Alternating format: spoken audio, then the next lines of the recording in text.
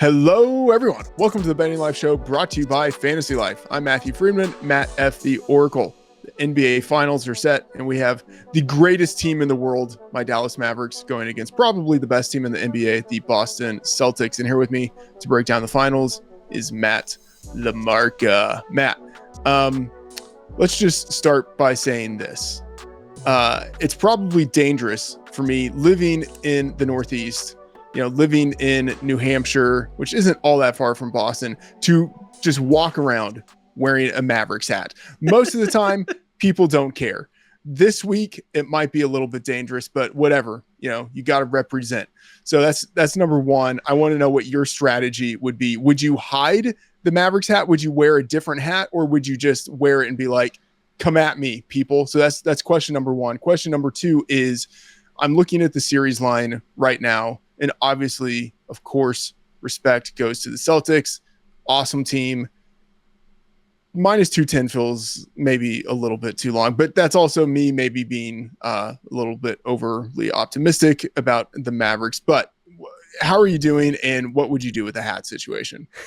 Well, I'm doing great. And I'm glad for you. It's been such a hard stretch here for Dallas sports fans. You've got so little to hang your hat on at this point. But no, I'd wear that thing with pride. I mean, maybe don't go deep into the heart of Boston, but I think just wearing it around New Hampshire, you might get a couple of, go Celts or whatever, but I don't think your physical safety is going to come into question. So, yeah.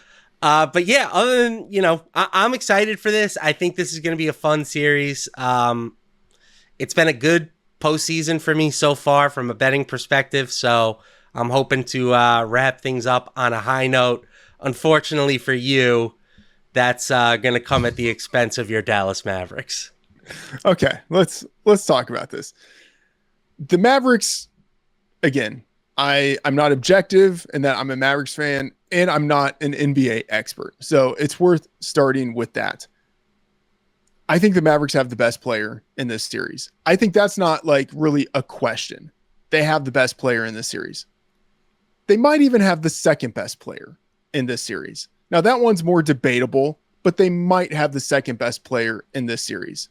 Now, they certainly don't have the best, like, third through sixth player in this series. But if you have the two best guys on the court, I feel like you have a reasonable shot of winning the series. But LaMarca, talk to me about why I'm wrong. Tell me how it is that you see these two teams matching up, their strengths and weaknesses and all of that. Yeah, so I'm going to push back quite a bit on the Kyrie Irving part of your assessment. Okay. I don't think there is a world where Kyrie Irving is a better basketball player than Jason Tatum. Maybe he's a better scorer occasionally, but saying he's better or arguably better than Tatum, that's definitely a little Mavs fan bias. I think it's a much closer comparison if you want to compare him to Jaylen Brown. If you wanted to say who's the third best player in this series, I feel like that's a little bit more reasonable of a debate. And as for the 3 through 6, yeah, 100% edge Celtics. Massive edge. I mean, I give no disrespect to this Mavs team. They have run through a pretty tough schedule to get here, and they have made it look easy at times. But if you're talking about PJ Washington being your third best player, Derek Jones Jr., Daniel Gafford, Derek Lively, those are your sort of 4 through 6. Historically, I would tell you that is not the type of players you would see on a championship caliber roster. Normally, you need a little bit more firepower than that. Those guys have played really well. At times, they've played, above their skill level. But I think, again, this Celtics team, it's just going to be such a step up in class, even from the difficult schedule that the Mavs have already faced. Okay, so I will say I'm not disagreeing with any of that, but Kristaps Porzingis, I feel being if he plays right, like I think he's going to be extremely limited. So I don't think he's quite the option that the Celtics, would have hoped that he would be at this point in the postseason. And then, right, obviously, Jason Tatum, Jaylen Brown, they are great. But I still think that if you had to have a dynamic duo of, like Jaylen Brown, Jason Tatum versus Doncic and Kyrie Irving, I think the Mavs have the edge there. It's just a question of, like, one, whether I'm actually right, and then two, whether that edge is enough to overcome the edge that the Celtics definitely have in having Drew Holiday as a guy who can actually play some serious defense and, can contribute otherwise. It's a good question. I mean, I do tend to agree. I think if I was to say, you can have one of these duos, I would take the Mavericks one, but it's by the slimmest of margins. And it's only because the Celtics guys are so good defensively, in addition to being able to score 50, 60 combined points per game, right? That to me is the big difference between these two duos. Luka Doncic and Kyrie Irving, kind of zeros on defense. Tatum and Brown are both pluses defensively. And, at times you will see them guarding, the Mavericks star duo. So that to me is like what this series comes down to. If Dallas is going to contend, they need their two to be significantly better than the Celtics' top two. And personally, I don't see that as a very likely outcome. There are some out there who are more bullish on the Mavericks than I am. Maybe they think that Luka and Kyrie can take this series over. I just think that when you're talking about going against a team as dominant defensively as the Celtics are, that's a pretty tough ask. Can you talk a little bit about okay, so I tend to think that head coaches don't matter all that much for basketball. It's just like, how good are your best players? I think that normally dictates who wins, but you do have the head coaching matchup of Jason Kidd versus Joe Mazzulla. I have no way of accurately judging either of these guys, because anyone I talk to in the Northeast who's a Celtics fan really doesn't like Joe Mazzulla. And anyone I talk to from Texas, like text thread, with buddies from high school and college, they all think that Jason Kidd is a moron. So it feels like maybe we have two subpar head coaches where neither one really makes a difference. But of course, like, I'm just coming at this from the perspective of, like, in both ears, I'm getting opinions about these guys about how they are suboptimal. Yeah, I really don't have tremendous thoughts about either of these two coaches. Like, they're both probably slightly below average would have been my answer before the start of the playoffs. But I mean, again, all Joe Mazzulla has done is win, and now he's got his team in the finals. And Jason Kidd has managed to get this Dallas team to the finals, which none of their other previous coaches have been able to do, during the Luka Doncic era. So, I don't put them in the tier of coaches that matter. Guys like Eric Spoelstra, Greg Popovich, even though he might not even be in that own tier anymore, Steve Kerr, etc. Like, that's how I tend to think about coaches. You either matter or you don't. And I don't think that either of these coaches really matter. Okay. Now, you mentioned that you think the Celtics, they will win. I will grant the Celtics should be favored. Okay. Minus 210 for the Celtics versus plus 175 for the Mavericks. That's what I'm seeing for the series price at DraftKings. The Celtics should be favored. Minus 210 feels a little bit too short to me. It's a really interesting number. I think that this is definitely a number that is trying to entice some public money on Dallas. I think that people who have been watching this playoffs, they like this Mavericks team. Obviously, they've been really good. You've got the best player in basketball, or one of the best players in Luka Doncic. Kyrie Irving has been great. The sports books are just begging for you to bet on Dallas at this number. And I don't think it's a good one. I think if I was setting this line, it would be, closer to plus 300 for Dallas. Closer to minus 300 on the Boston side. So okay. Yeah, I just this Celtics team, again, it's unfair because we haven't really been able to see the best of them in the Eastern Conference Finals. Or in the Eastern Conference playoffs. They had such an easy road that they weren't really tested, and they had to play basically their last two series without Kristaps Porzingis. But just going off the regular season data, this Celtics team is historically good. And while this Mavericks team is improved over the second half after the trade deadline and they brought in PJ Washington, they are just not in Boston's weight class. So I personally don't see this as being a 7-game type of series. I think that this should be over sooner rather than later. And I think that there is just such a strong anti-Boston bias out there, just from basketball fans, people who are tired of hearing about how young Jason Tatum is and how good this team has been for the past half decade. And there are a lot of Luka fans. Like, I think that this number is just very much trying to entice people to take Dallas, and it's not a good bet in my opinion. Okay, so you think that both the books are looking to take Dallas money, but also that this line isn't long enough. Like, the fair line for this should be like, if you think it's Celtics minus 300, the fair line for this should be like Mavericks plus 300.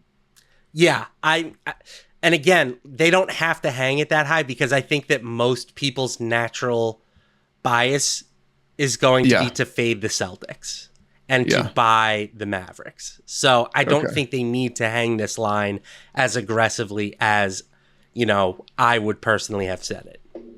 Okay. So I want to get your thoughts on, some of the on-court stuff before going more into the betting market. But, so you have Luka and Kyrie as the main guards for the Mavericks. And obviously you have Jrue Holiday, point guard, great defensive player.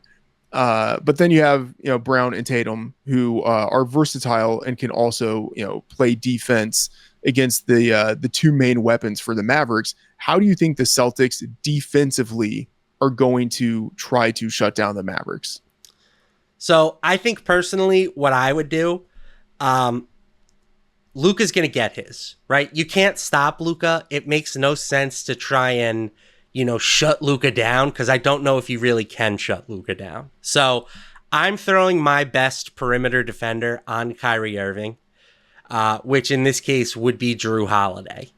And then I'm just going to sort of use everybody else to try and bother Luka as much as possible. Throw length at him, make it tough for him when he tries to get into the middle to deal with some of the length that the Celtics have defensively.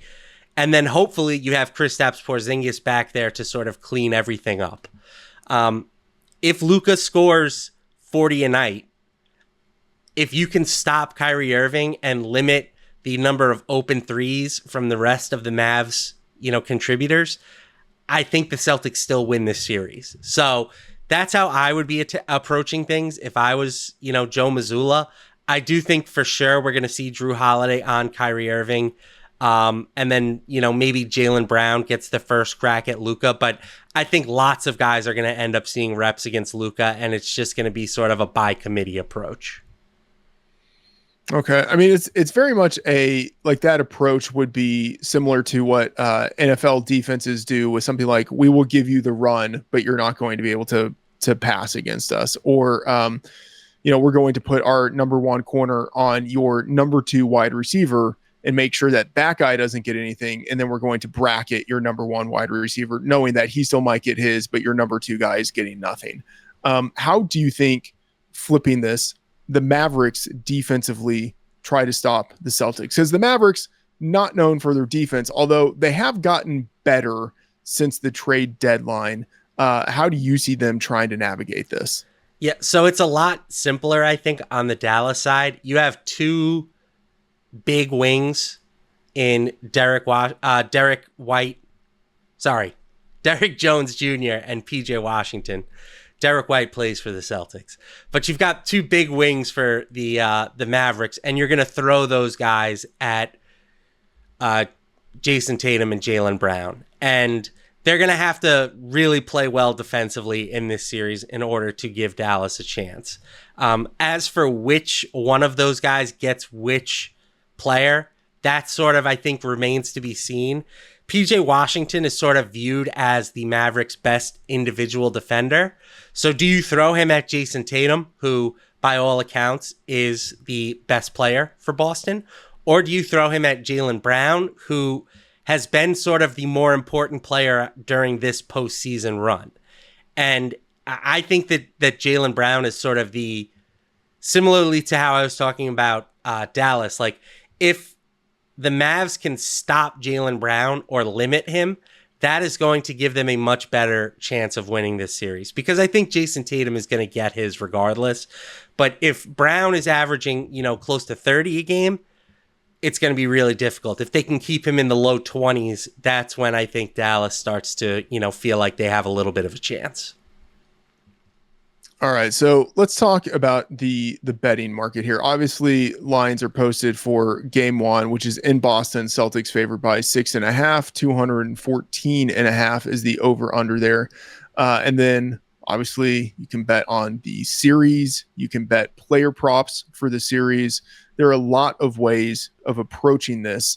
What are your thoughts right now on the betting market and how it is that you think people can optimally approach this?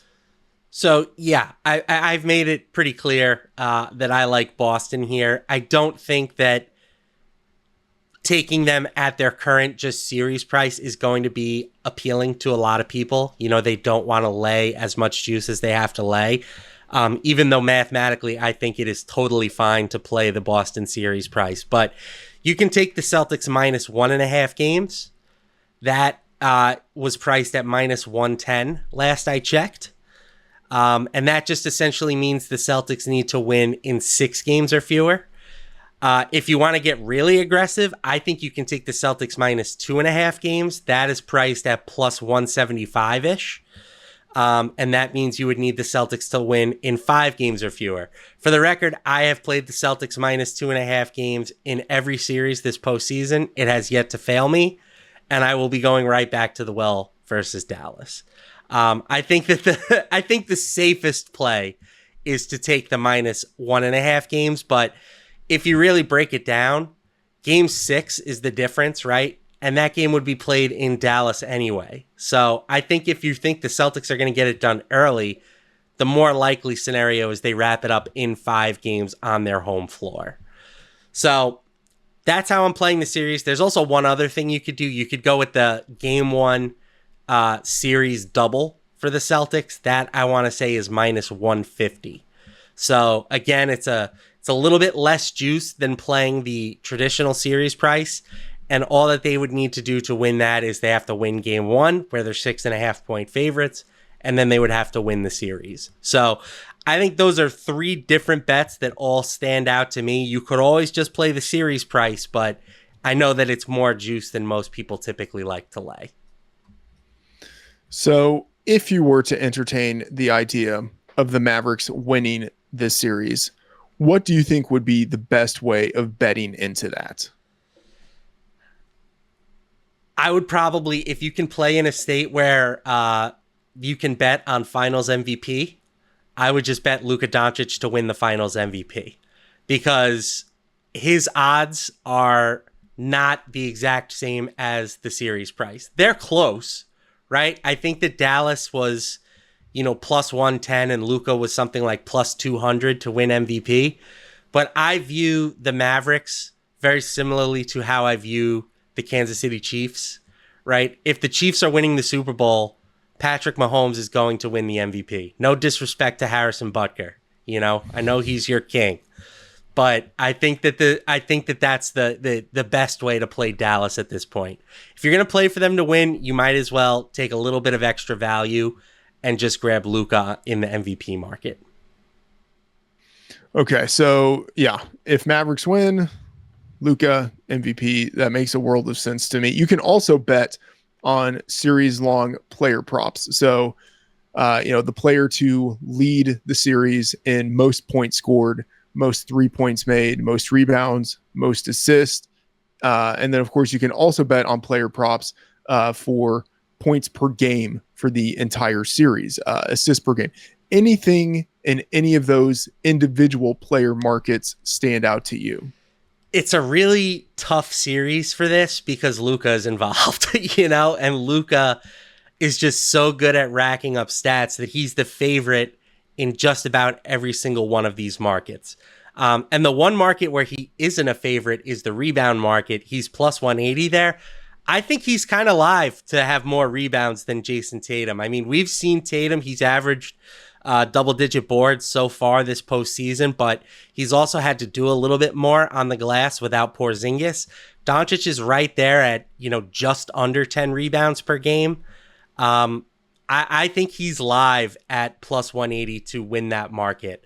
In terms of the other leader bets, it's just tough for me to find to fade Luka, and I also don't necessarily want to play him at the current prices that he's listed at. So I would be more interested in looking at some of the actual statistical props that you can bet on as opposed to the leaders, because odds are it's just going to be Luka when all is said and done. Yeah, that makes a lot of sense to me. One thing that does stand out to me is the in the points per game categories.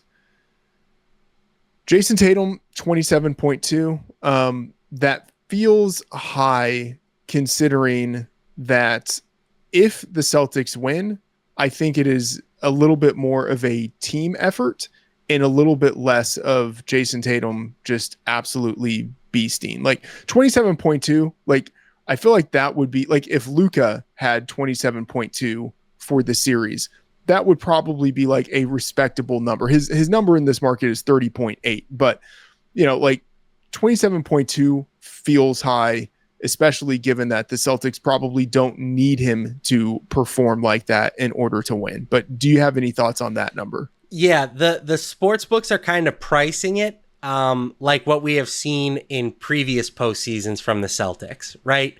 Jason Tatum, clear number 1, Jaylen Brown, clear number 2.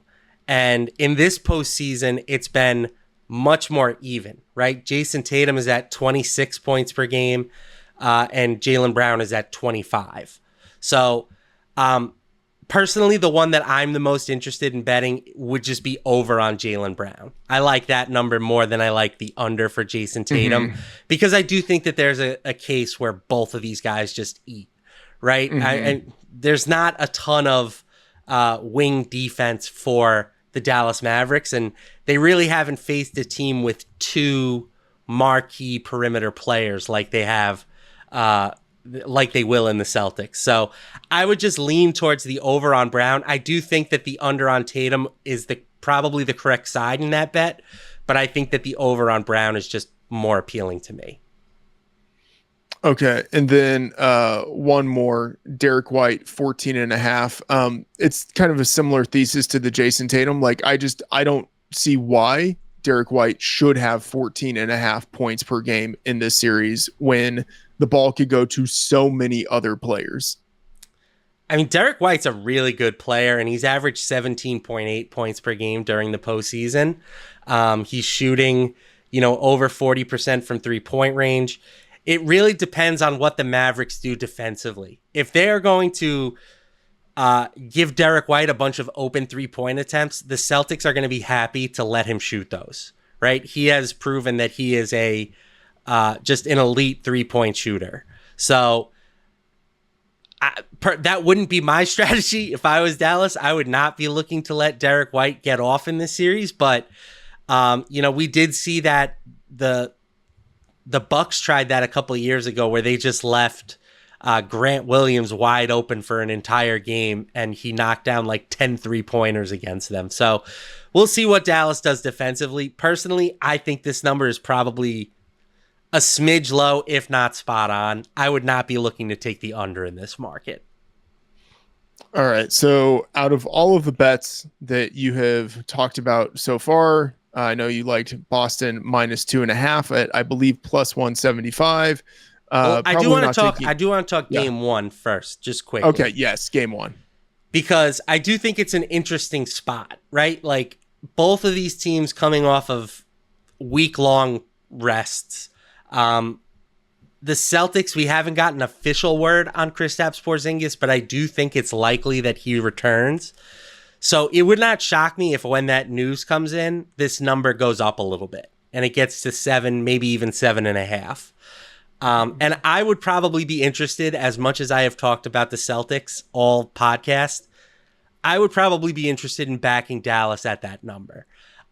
Dallas has just been an elite underdog team all postseason. The Celtics, we have seen them certainly have their struggles against the spread, even though they have won 12 of 14 games this postseason. They have not always covered the spread. And that's been particularly true over the past few years when they have been playing at home. So I do think it's a good spot for the Mavericks to cover the number here if it goes up to 7 or 7.5. I'd probably still play it at 6.5, but I think the better way to attack it is look for a live spot. You know, the way that the Mavericks have played this postseason, they have been a tremendous second half team. So I would potentially be looking for the Celtics to build a bit of a lead, and then I might be looking to play Dallas on the second half spread or just a live bet on Dallas. So even though I'm a big Celtics believer, I think these are going to be close games. I just think that the Celtics are going to be able to nose it across the finish line in the end. I'm not expecting a bunch of blowouts. I think most of these games should be pretty competitive. All right. I mean, it's got me thinking. I mean, yeah, you have Porzingis presumably coming back. I feel like that's kind of priced in, but I might be wrong about that. And yeah, if this does move more to the Mavericks, that will be pretty intriguing because I could see Porzingis actually being a little bit of a liability if he returns for game one. And so, yeah, Mavericks at 7.5 plus 7.5 would be very interesting there. Okay. So that's game one. Out of all of the bets, LaMarca, you've talked about so far, I know you like Boston minus 2.5, also Boston minus 1.5. You had mentioned the possibility of putting game one and the series together for Boston. Out of everything you've talked about, what is your favorite bet? I'm just going to take Celtics minus 1.5 games. It's even money, and you need them to basically win it in 6 or fewer. That, to me, is the safest bet. And at plus 100, it's very fairly priced. Again, I don't mind it if you want to get aggressive and hunt the Celtics minus 2.5 games, because I do think that there's a pretty good chance this ends in 5, but I'll play it safe, you know, and we'll just go for the minus 1.5 games instead of what I've come to call old reliable in this postseason, which is Celtics minus 2.5. Okay, well, I'm going to hope you are wrong. This is one of the few times I'm going to hope that you are wrong, but you know, I also shouldn't be betting against you. So listen, we will see. First of all, anyone can bet against me any day. You know, I have not earned enough street cred to reach the point where you can't fade my picks. But but that's what's so great about being a sports fan, right? You know, you're a Dallas guy. There's no harm in putting a few shekels on the Dallas Mavericks as a Mavs backer. Like, that's what makes sports great. It's fun to root for your teams, and it's even better when you have a little bit of skin in the game. Yes, that is one way of doing it. There's also the opposite way of betting against your team so that you win no matter what. But I also don't want to be in that position either. So, all right, LaMarca, your favorite bet, Boston minus 1.5 games at even money. That is going to do it for this episode of the Betting Life Show, brought to you by Fantasy Life. Please subscribe to the show as well as the newsletter. Tell your degenerate betting friends, join the Discord, see all of our bets in the free Fantasy Life Bet Tracker, and follow us on social media at Matt LaMarca and MattFtheOracle. Thank you, and see you again next episode.